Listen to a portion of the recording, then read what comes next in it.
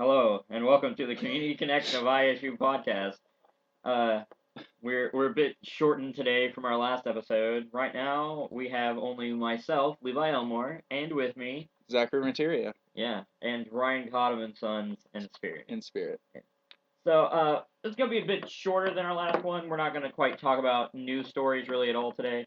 We're going to just go straight into the events, and Zach has the first one for you, which is a Chi Omega fundraiser called Dishes for Wishes. Yes.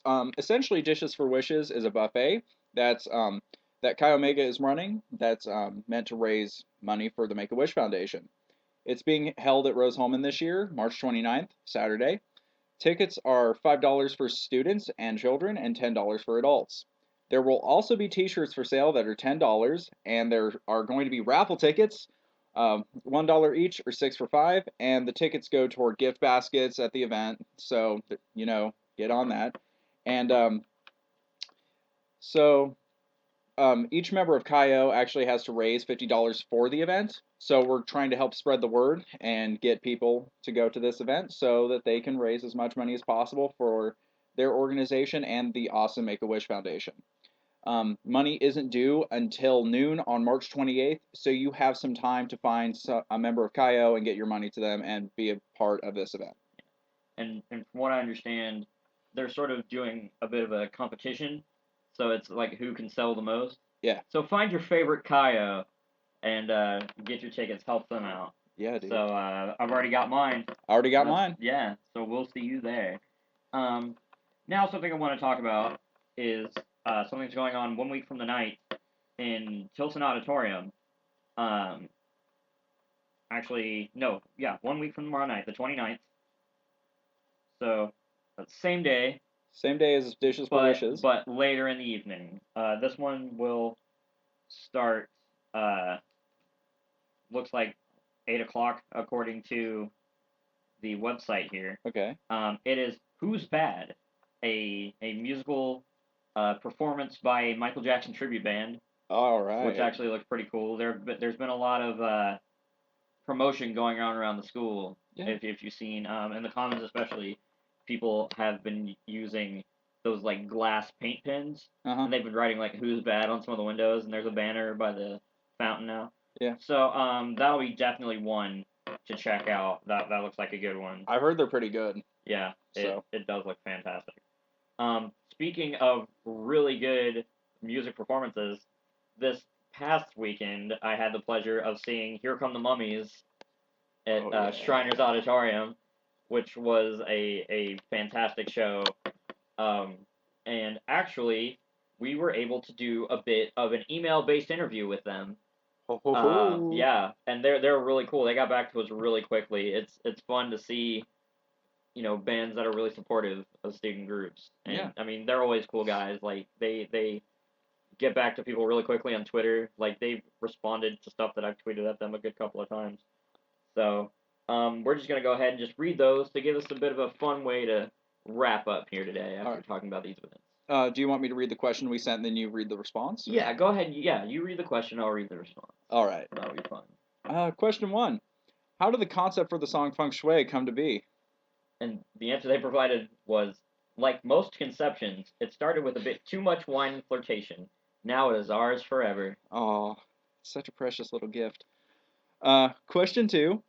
How did you feel about the Kickstarter for Cryptic, and would you do another? And they responded that it was a rousing success. That said, it was also a ton of work, so another is not in our immediate future. All right. Question 3. Is everyone involved with writing lyrics and music, or is it just certain individuals? And the answer they gave was, most things creative are a, quote, orgy style in the mummy camp. Throwing their humor in there. Yeah, definitely. Question 4. Has there ever been a consideration for a Here Come the Mummies feature film or TV show? And they responded, oh yes, we even created a couple of rough episodes for a cartoon show, but it is cryogenic freeze at the moment, as is the Mummies on Broadway show. I would throw all of my dollars for the Broadway show. I would throw all of my dollars for a Broadway show also. It'd be a lot better than Spider-Man Turn Off the Dark for sure.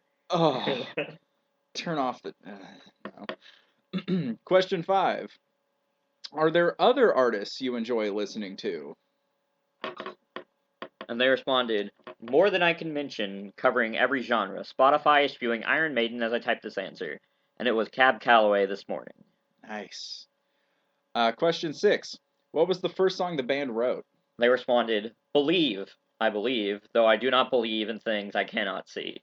Ha. Which honestly, that's my favorite response, I'd have to say, of all these, with the exception of the first question so far.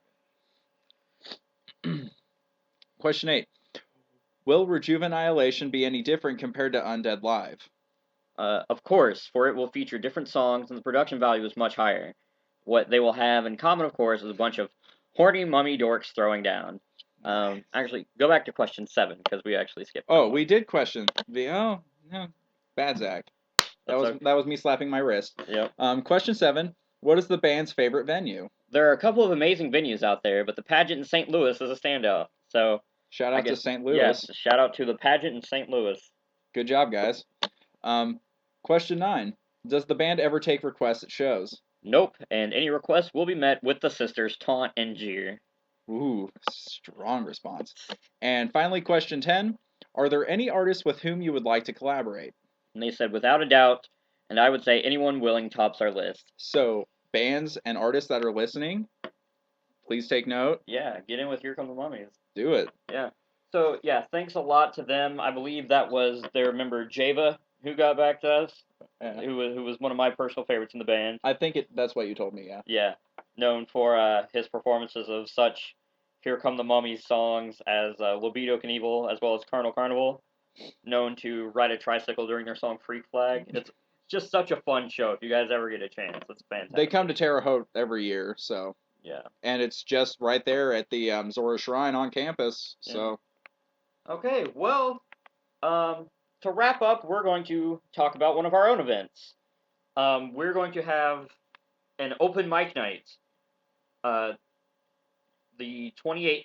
The 28th. Which is a week from Friday, the day that we're recording this. For those who are taking note, and that will be from about, I would say, 7:30 to 10:30 in the Sycamore Lounge in the HMSU Commons.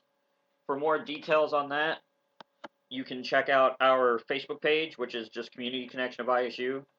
And we also will be putting up some flyers around the Commons as well, so there will be some hard copy papers that people can look at. We welcome all talents. Oh, yes. We're looking for just musicians, comedians, poets. If it's a performing art, by all means, stop by and give us a go. No. Myself, I will be doing some stand up. So if you guys like comedy, you can come check me out. I got a question. Yes, Since sir. it is open mic, do mimes get to perform since they are a non-vocal art? I'll allow it. Okay. I'll allow it. Mimes on campus, come and join us. Yeah. All right. All right. On that note, that about wraps it up for this post-spring break Community Connection of ISU podcast. As always, I am Levi Elmore, here with the incomparable Zachary Renteria and Clones. And Clones and Ryan Cottom and Sons. So, thank you very, very much. This will probably be our last podcast for the year as we finish our pilot year. So, if we decide to do more like this, we're totally open to suggestions. Anything that you guys would like us to maybe focus on. Maybe if there's anything besides events. If you like the news stories, let us know about that. And we will we'll get back to you Yeah. here next time. Thank you very, very much. Love.